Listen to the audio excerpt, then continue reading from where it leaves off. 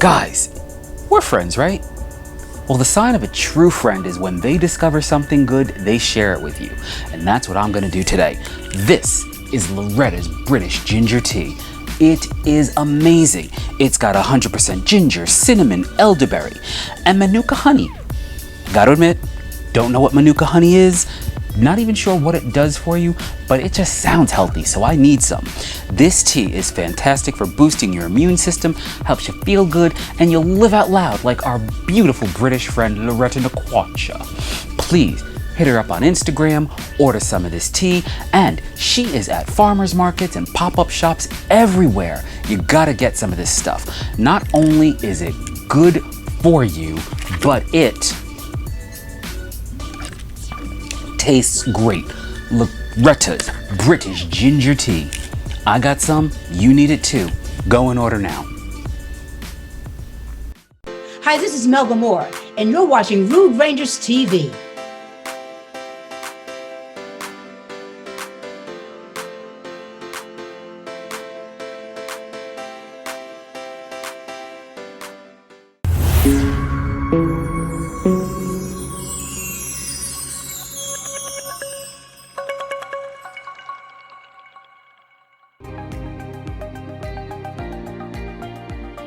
You listen to Rudy Radio, powered by Rude Rangers Entertainment. I'm Terra Renee from African American Women in Cinema organization.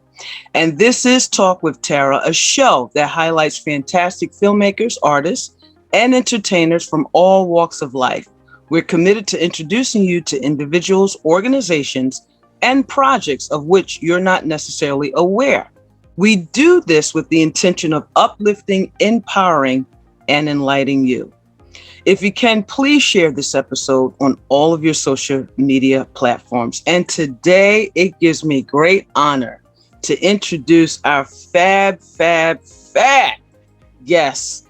I'm going to right now say Miss Smallwood, a wonderful filmmaker, just a beautiful person overall. I am just so excited that our paths has crossed, and certainly rooting her all the way with all the great things that she has been able to do and continue to do.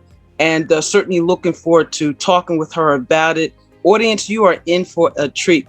Welcome, Miss Smallwood. How you doing? Hello. Thank you so much for having me, Terra. It's always a pleasure to be in your presence. I love everything that you're doing, and I am very grateful that you allowed me, Tressa Smallwood, to come on your show.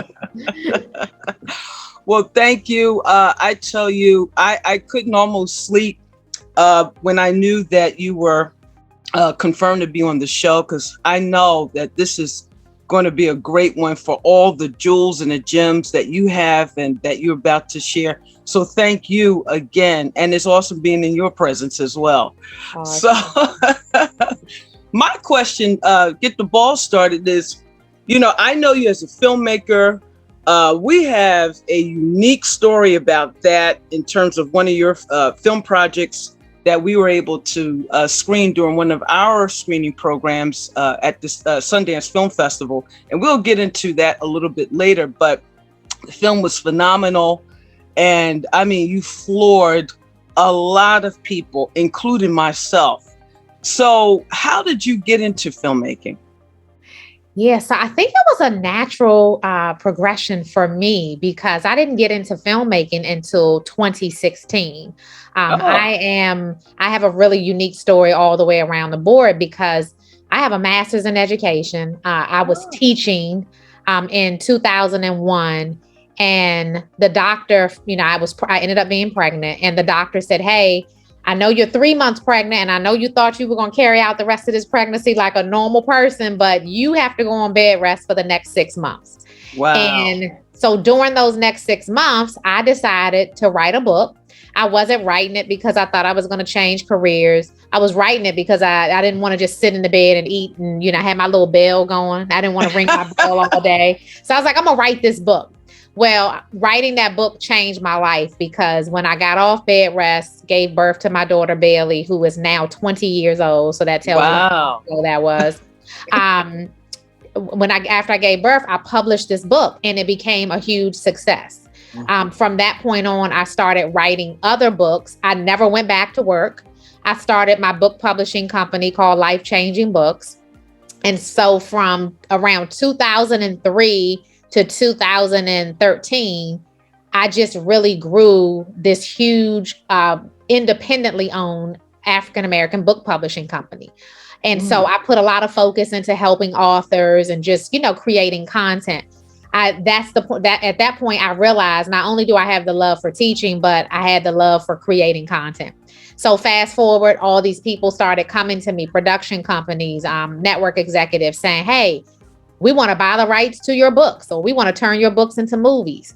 So I said to myself, well, listen, if God gave me the vision to start my own publishing company, and at that point, I think I had like 150 titles under my book publishing company. Wow. I was like, I can do this in film. I can take these books and do the same thing. Or what I didn't know, Terra, was that, this was going to be so complicated and it was not going to be as easy as I thought.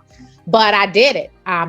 In 2015, I started attending a lot of different festivals and really learning about the film industry. And I took my shot. At the end of 2016, I produced my first movie called Secrets. And we did it independently. I hired a lot of people in the industry who already knew what they were doing. I had a director, producer, people who had been doing this for a while. I was just a newbie, and it was self-funded from my family. And so that became a huge success because I launched it at the American Black Film Festival, and I ended up getting a deal with BET the very same week. Wow. And that was the beginning. From there, to date, I've obviously produced 9 feature films on my own, self-funded. And I produce movies now for networks as well. And so it's just everything changed. But this is clearly God's plan for my life because it wasn't my own, right? I thought I was going to be teaching. I still love to teach. I still teach when I can, but everything else is not my plan. Wow, what an amazing story and trajectory. And what's beautiful, Tressa, about what you just stated is that you just went with the flow. And, even though there was this, I'm going to say, hidden agenda of just really understanding some of the nuances and the obstacles and the just other stuff, opposition that came up as a result of following your flow, it didn't deter you. And that's what I love to hear. Can you talk a little bit as to why it didn't deter you? I believe you already shared, but I just want to kind of hone in a little bit on this. Yeah. And so for me, I think it's probably a little bit of my mindset from a business perspective. I've been raised with a family full of entrepreneurs, and I know that when you have a dream, it's not going to always go as planned. There are going to be obstacles. There are going to be some sleepless nights. Things will not work out. You will cry a little bit. But if you just think about the end goal, then I know that it will happen. And so I took that mindset into this industry, knowing like, hey, you don't know everything, but get yourself a mentor, connect with the right people, and just keep growing this thing. If you remember, Terra, even when I met you, Sinners Wanted was my 3rd movie. I had only done 2 movies prior to meeting you. And you taught me a lot. We talked about, okay, this is, what happens out here. This is what happened with this person over here. And so for me, I come in with the attitude that I am consistently learning and growing. I think I've done a lot of great things, but I'm not too big to learn. Like I'm still in my stage of, if somebody has something to teach me, I want to hear it. And I think because of that, I don't necessarily get deterred by when things don't work out, because I know it's just a part of the process. And that's true. And thank you so much for sharing that, because, Tressa, a lot of folks, they don't tell this side. It's just, I all of a sudden I just got this major deal and everything is, peachy, and it's not. Yeah, not true, right? Not true. They're not talking about when they were crying or when the deal didn't work out or when they didn't have any money. And I'm always begging people for money, Terra. Let's be clear. So yeah. And that's good. I'm glad that you were share that so that people won't get discouraged. And this is where I find, Tressa, where a lot of people, they jump off the trajectory because they see all these things. Oh, well, maybe this is not for me. Maybe I miscalculated or I misunderstood. And then they get into something else, and then obstacles there too. So if you're going to deal with obstacles, deal with it in your calling, in where you believe you should be. And then therefore, like you said, you can focus on the end game and you'll reach it. You'll totally reach it. Absolutely. Now, kudos to you. I didn't realize Sinners Wanted was your third film. I know you told me, but wow. That was my third film, and look at it. I always do my lives in my movie room, but you see that Sinners Wanted poster back there? Oh, look at that. Yeah, that's the poster, bringing back memories. But that was my third movie. Wow. Well, we're going to talk more about that. We'll be right back after these messages. You're listening to Talk with Terra, presented by African American Women in Cinema, right here on Rudy Radio. Hey everyone, I'm Dr. Bob Lee from 107.5 WBLS and the Make the Grade Foundation for Education. You're listening to Rudy Radio.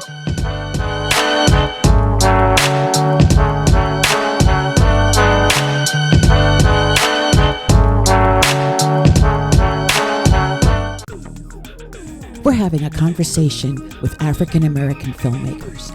Join the African American Women in Cinema Filmmaker Series at the Clubhouse, presented by I Am the Color of Beautiful Global, every Monday night, 6 p.m. Eastern Standard Time. AAWIC on Clubhouse. Join us on the Clubhouse app for this inspiring conversation. Hosted by Karen Moore, founder of I Am the Color of Beautiful Global. Join us this Monday at 6 p.m. on the Clubhouse app for African American Women in Cinema's Filmmaker Series.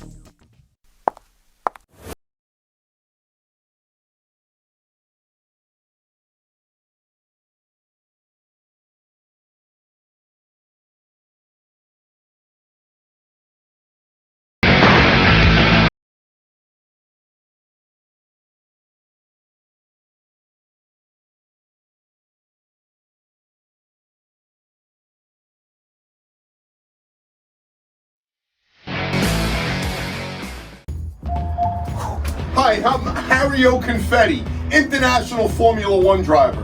I sped to get to Long Island Telecom before they closed. I need to get one of these fantastic deals that Long Island Telecom has, because you can't beat the price anywhere else. Oh, get away from that car. What are you doing? Freaking kids playing with the car out there. Anyway, I'm glad I got here. Wait, what do you mean you're closing? I gotta come back tomorrow? What's your number? 631-833-9679? Oh, stop writing me a ticket. Hey, this is Jewel Taker from the Jewel Taker Show on Impact Network. Also, you can watch me and my family on The Tankers on Prime Amazon, or watch me and my sister's Chatter Talk show on Fox. So me and my girls, Dr. Dee Freeman, Monique Eilert Mosley, Real Talk Kim, and Holly Carter, and you're watching Rudy Radio.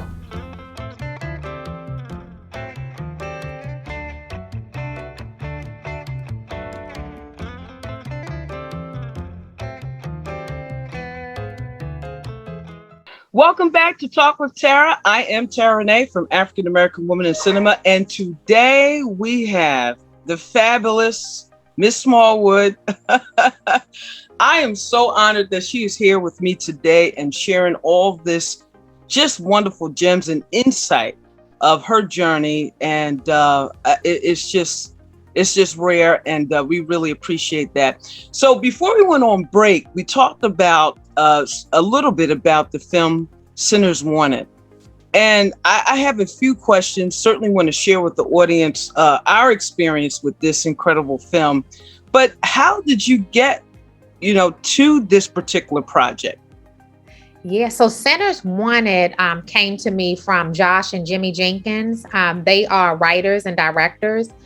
They found out that I was already producing movies, and they said, hey, we want to do this movie. We just need a little bit more money to be able to do this. And so we teamed up. It has been a great partnership. We're actually getting ready to do a series together now. But it worked out fabulously because they handled the creative and I handled the business. We got it to the marketplace. Terra, you helped us. We went to Sundance together, had a screening there. We came to your festival in New York. We screened it there. We ended up licensing it for TV and linear to TV One. So anybody who has TV One, you can look at your guide and watch it there. But also, we have all these other platforms where people can watch, and I can actually send you, Terra, a link where people can, your audience and guests can watch it for free. I'll send you something and you can let them watch it. But I'm just so excited, meeting people like you along the way. We just had so much support. And Sinners Wanted is such a special project because the genre is faith-based / drama.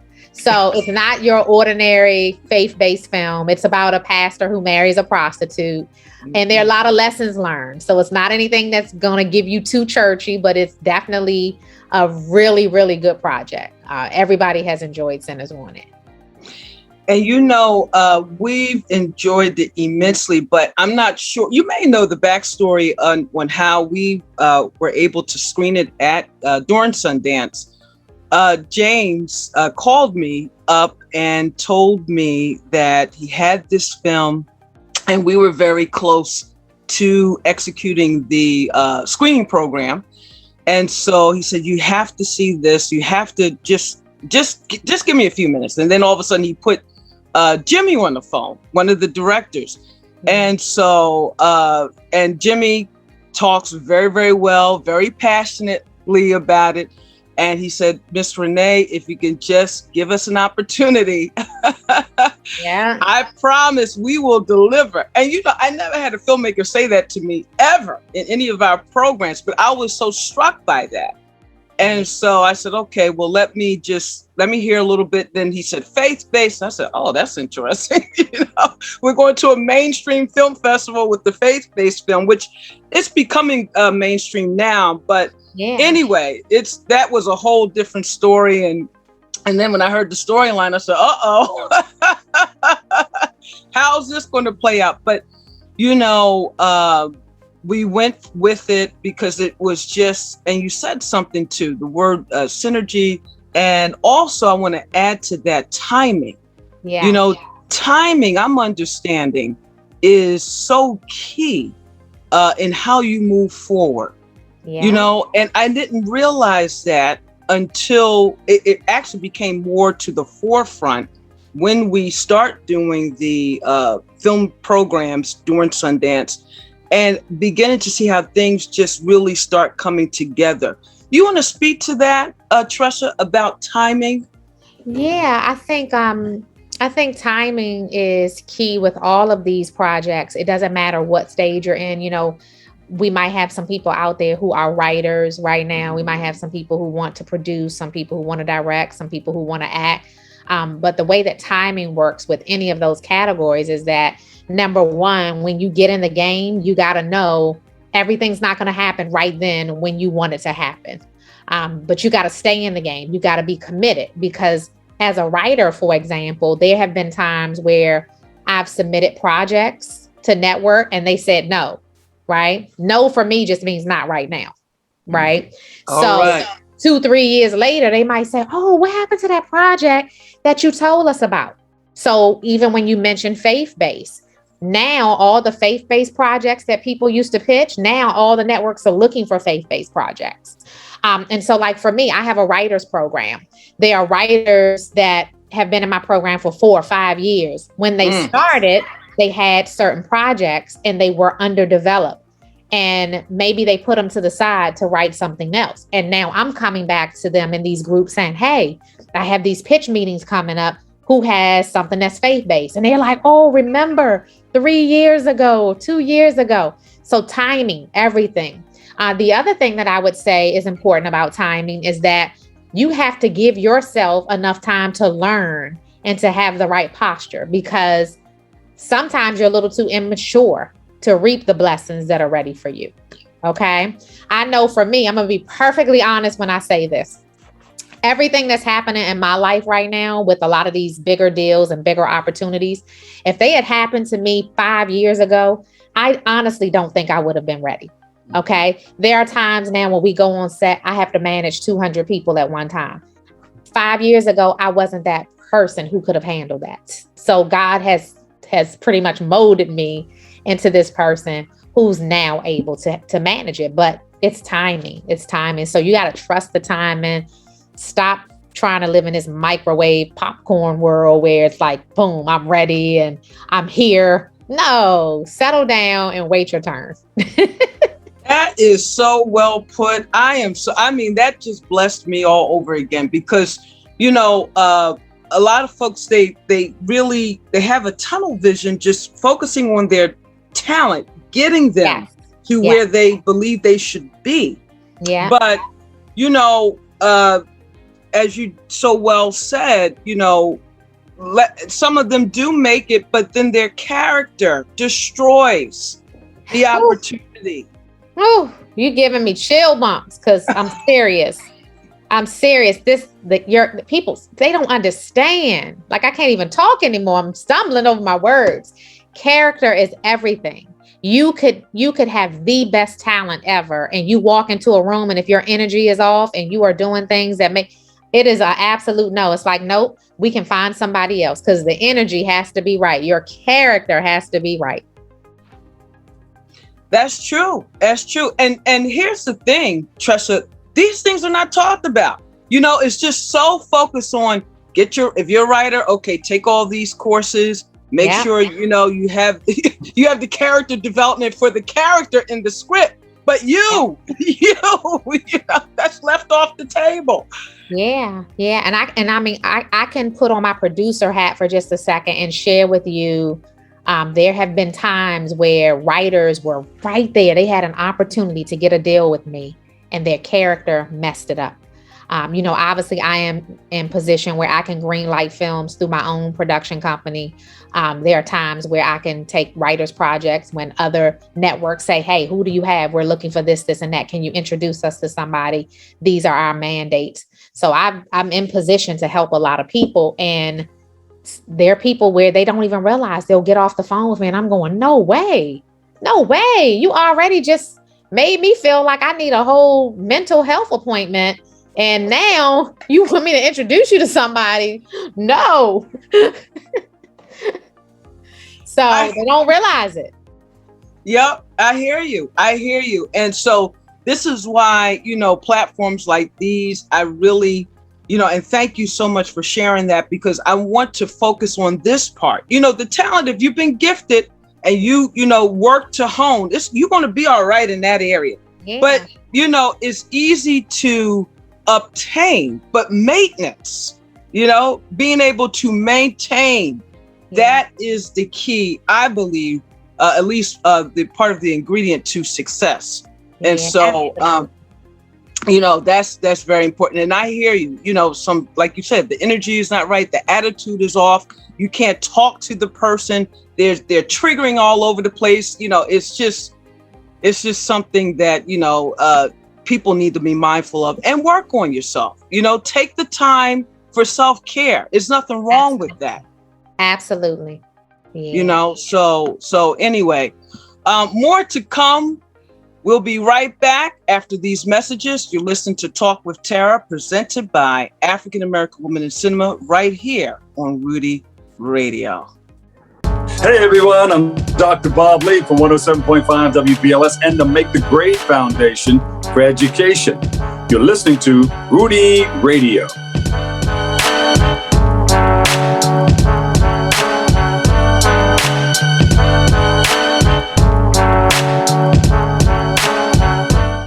Welcome back to Talk with Terra. I'm Terra Renee from African American Women in Cinema, and today we have the powerful Miss Smallwood, who is telling it like it is. And I am hoping that you all are taking serious notes, because truly these ingredients that are being spoken today is part of the success plan if you embrace it. So, Miss Smallwood, I have to talk to you about this because to me, you made history during COVID. I mean, you blew my entire mind. You made 15 films. I know we're still in COVID, we're still in the pandemic, but 15 films, Miss Smallwood, did you do that? Yep. So it was actually, it's 11 that I made during that time period. Okay. Nine of them have been for the BET Her series that deal with, they have 3 umbrellas that I've made films for. We have The Waiting Room, which deals with breast cancer. Wonderful. We have The Couch, which deals with mental health. And then we have The Hotline, which deals with domestic violence. And so we basically went after celebrities to act and lead in these films and celebrity directors because we knew they have a voice. So we said, hey, what better way if we want to get the message out, like, hey, go get your mammograms. This is what happens if you don't listen to your body. This is how you handle, having a support system if you're going through cancer. So we use the platform of reaching out to celebrities to be a part of this initiative. And we shot these films during the pandemic. We did them in 2020 and we aired them in 2020. We just did a new set in 2021. The ones for breast cancer will air on October 9th on BET Her. The ones for domestic violence will air on October 23rd on BET Her. Wow. Well, I am super proud. You just knocked it out the park.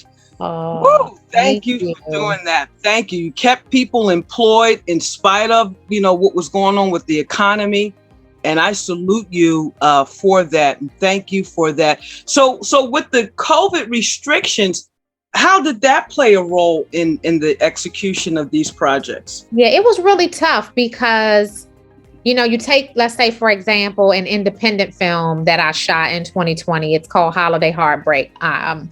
Nobody gave me that money. I had to raise the money myself. Well, what typically would be, I would say, an affordable film for me independently, with COVID costs, it increased my budget by $90,000. Wow. Because we had to have COVID testing every 2 days to make sure we were keeping everybody safe.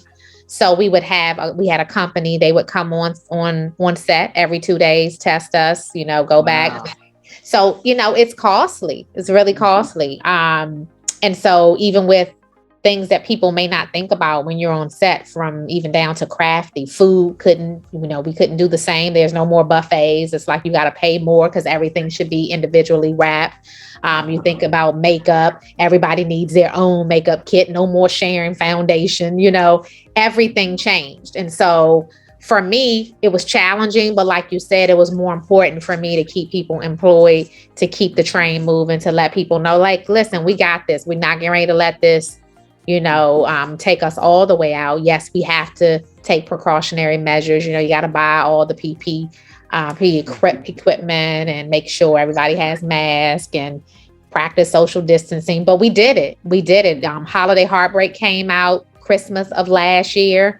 I shot another Christmas movie with Bill Bellamy, Vanessa Williams, that will be coming out this December, called A Rich Christmas. So we are just moving. We're just, I'm about keeping it moving. It's like, yes, the problems lie before us, but there's always a solution. Always a solution. And thank you again for that. We really appreciate that so very much. What are some other keys that you can give to those who are looking to get into the industry and they're just starting out? Any just starting out advice? Absolutely. And so, I apologize for that. So, I am the queen of research and knowledge. So those are going to be my first 2 tips. Okay. Anything that you want to do, whether it's, I want to be a writer, I want to be a director, I want to produce, whatever you want to do, you have to start with research. That's the key to everything, because you can't just sit at home and guess and listen to other people and just, look at social media. Today, people get all of their news and advice from social media. And I'm like, what? You didn't really research. Okay. Number 2, it is knowledge. You have to get the knowledge. I shared at the beginning that when I first started out, keep in mind, I come from the education industry. I didn't know anything about film. So what better way to start learning was to start studying, gaining knowledge. I gained my knowledge in several ways. I started reading books about the industry. I started going to festivals. I started taking classes, both online, in person. I would ask people questions every time I would have the opportunity to soak up some knowledge. I ended up getting mentors. I know how powerful it is in any industry to have a mentor. And so I did that, and it's just really important. So I would say, number one, research. Number two, knowledge. I would say number three is to get yourself a mentor. Depends on what you want to do. If you want to be a director, go sit up under the people who direct, right? If you want to be a director, I'm not a great mentor for you because I don't know how to direct, right? But if you want to be a producer, if you want to be a writer, you should come to somebody like me for mentorship, right? If you want to, if you're in the industry and you want to be on Glam Squad, well, why not get a mentor who's already booking jobs and they work Glam Squad on a lot of different sets. So I think people take the hard route sometimes, trying to do it all themselves and thinking that they know, instead of saying, hey, the smart thing to do is to get myself a mentor. So I would say those are the top three things to do. And then the fourth thing I would add is, once you've done all of this, you have to be committed. Yep. You have to be committed. It won't be easy, but you can do it, right? So typically, if you look at any situation, it's always the people who stayed committed who will win. I shared earlier that I have a mentorship group that I've had for the last 4 years. There was one young lady, her name is Lori Ray. I want y'all to Google her when you get a chance. Lori has been with me for 4 years now, and she has a movie coming out on BET. She wrote a project called The Party. She has a feature film that we're getting ready to film called The Trophy Wife.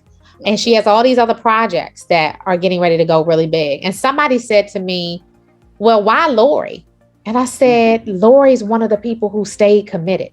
Mm-hmm. I can look at the people who came into the program at the same exact time as Lori. Lori did her homework. She turned in treatments. She turned in log lines. She did everything she was supposed to do, even if it was difficult. And then I had other people who made excuses, who were like, hey, can't do it this week. I'm really tired. Oh, my kids are out for the summer. Oh my goodness. I mean, they think of, who ate, you know the story. My dog ate my homework. It was just crazy. And I was like, look, I can give you the information, but you have to be committed. You have to be determined. It's your dream, right? I'm living my dream over here. You gotta live your own dream, but you gotta put forth the effort. And what I'm finding out is a lot of people want it, but they're not willing to do what it takes to get it. They just like the look of the red carpet. They like the pictures. But I'm like, it was a whole bunch of work to get to that. It's just real. That is so true. I heard someone, it was a statement I heard, and I thought it was just so on point. They want the glory, but really not the gory that comes with it. And, I remember one time, Tressa, we had Diane Houston. I love Diane Houston. Yeah. We had her at one of our writers' panels at the festival, and she said a lot of poignant things. But these things that I'm about to say that she spoke stuck with me still now. Yeah. And she said, an overnight success takes an average of 20 years. Yes, indeed. And she said, I don't know what your belief systems are, but if you're someone who go to church, go to the mosque, Buddha, whatever it is, you need to have your spiritual side together because you're going to need it. Yep. That is so true. I will stamp all of that. I love it. I love that she said that. I totally agree. There are days where I'm like, all right, Lord. And see, for me, my faith is on like 30,000. Let me just say that. And so I don't care. I can be on a phone and somebody is saying, no, it's not going to work out. And we don't think so. And I'm like, yeah, because, you know, Jesus put me on this phone. So if he wants it to work out, it's really going to work out. So, you know, I don't even flinch. Like my faith is so grounded. And I know that it takes people a while to get there because I wasn't always like that. I think just over the years, as I've matured, spiritually, look, I'm just old as dirt right now. So, but over time, my faith has increased. And so now, oh my goodness, that's why I said it's all about timing. I wasn't the same person 5 years ago. I wouldn't operate and run Megamind Media the same as I do right now. Like, this is my season. I'm ready. Wow. I love it. I love it. And you're right. You know, it's amazing. You know, people go to film school and they pay a lot of money depending upon what film school they go to. Ooh, and yes. They feel that, you know, once they get their film degree, they can go out, Ms. Smallwood, and handle 200 people on the set. But that's no, you cannot. No, you cannot. Well, you have to be poised for that. You have to be built for that, right? There is a certain level, you have to have managerial skill sets to do that, right? The way you talk to people, the way you operate, the way you handle business. Yeah, you can't just come out of school thinking you got it. And that is so true. Well, we'll be right back after these messages. I'm Terra Renee from African American Women in Cinema, and we'll be right back. Hi, I'm Dan O'Shea, Executive Director for Maureen's Haven Homeless Outreach. It is our mission to support the homeless in our community. We provide an emergency winter shelter program, a day center, and support services to help the homeless in our community. With your help, we can continue to provide services so critically needed to the homeless in our community. Please visit www.maureen'shaven.org or call us at 631-727-683. Welcome back to Talk with Terra. I am Terra Renee from African American Women in Cinema, and we're talking with the fabulous Tressa Smallwood. So happy to have her here today. She is just telling it like it should be told, and just so excited to hear it. So, Ms. Smallwood, before we went on break, we talked about my fictitious person who went to film school and got a master's in filmmaking. And now he believes he's ready to handle this $100 million film shoot. And I know you were speaking to that before we went on break.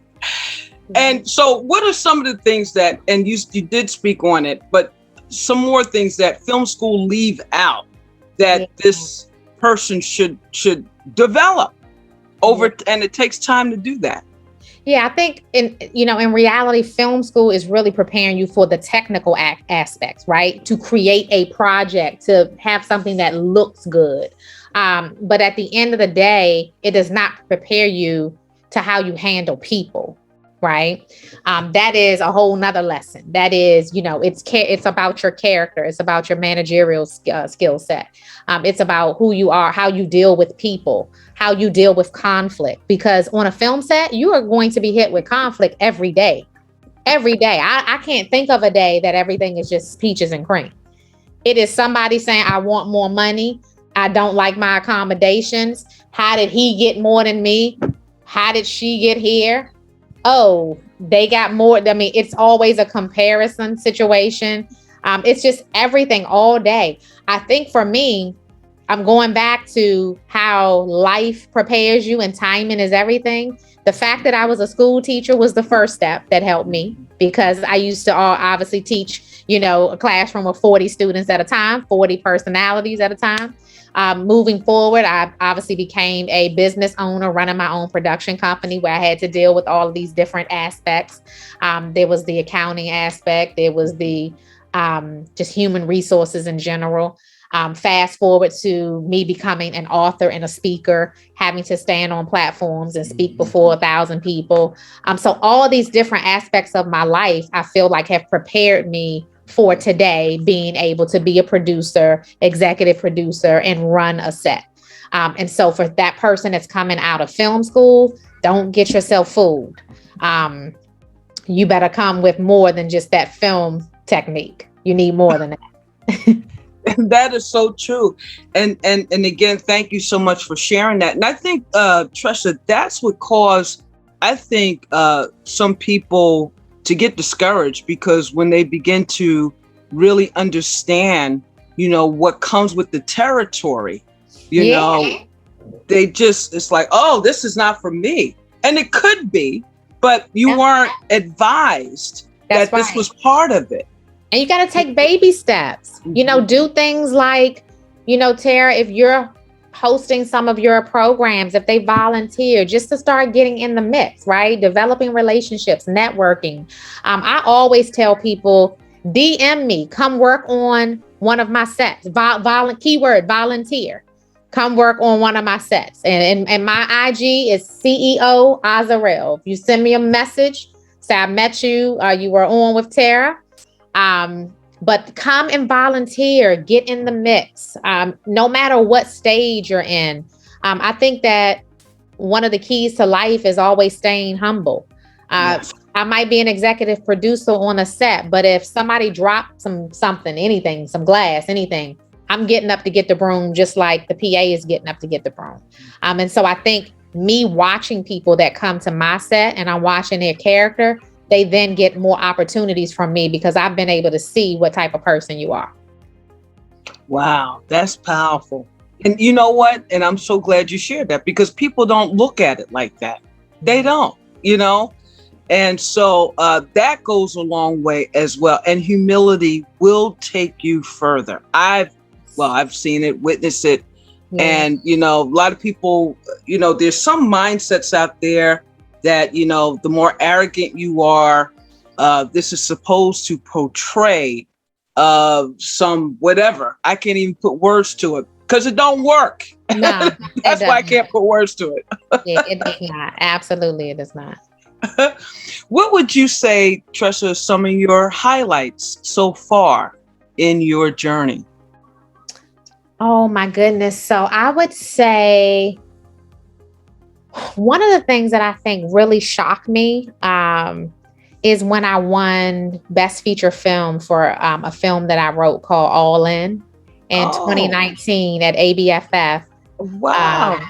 BET presented an award for the audience. It's called the Audience Award. And I didn't expect to win. I mean, I felt like a winner just because I was nominated. And I remember sitting on the front row with all the other nominees. And my sister walked by me and she said, Holy Spirit told me you're going to win. Get your speech together. So I was like, oh my goodness. And I never flinch. I'm always pretty, just like, okay, that took me out. So I'm sitting there like, oh my goodness, what if I do win? Oh my goodness, I need a speech. She just said this. Why would she say this to me?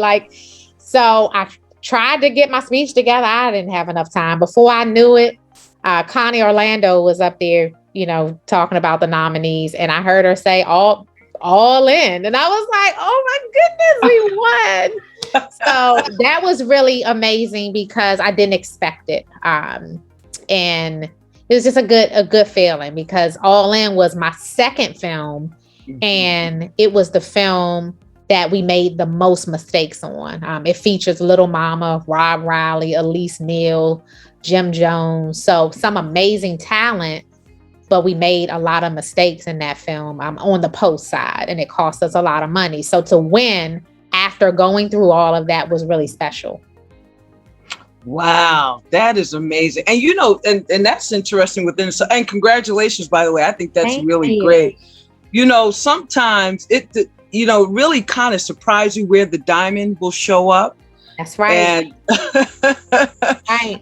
I remember, my very first time into the filmmaking world, I was associate producer on an independent film written and directed by a Japanese director. Okay. Spoke very little English, but managed to have a 150-page type English screenplay. And bottom line, we shot the film, and he submitted it to every major film festival, and all of them turned him down except for one, the Cannes Film Festival. Wow. Wow. And that was my first entree into the major Hollywood world and seeing my name in major publications and walking down the red carpet. I never knew that film would do that. So that's awesome, because you never know. That's why you have to put your best foot forward with every project. It doesn't matter whether it's a lower budget, a higher budget, doesn't matter if it's notable cast, newbies, whatever it is, put your best foot forward.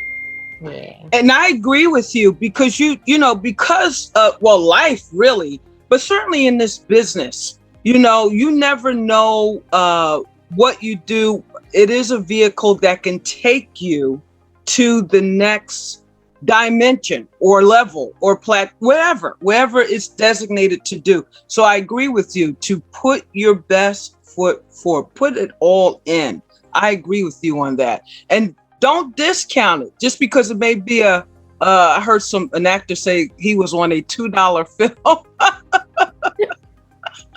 That's funny. Never heard of that one before. That's funny.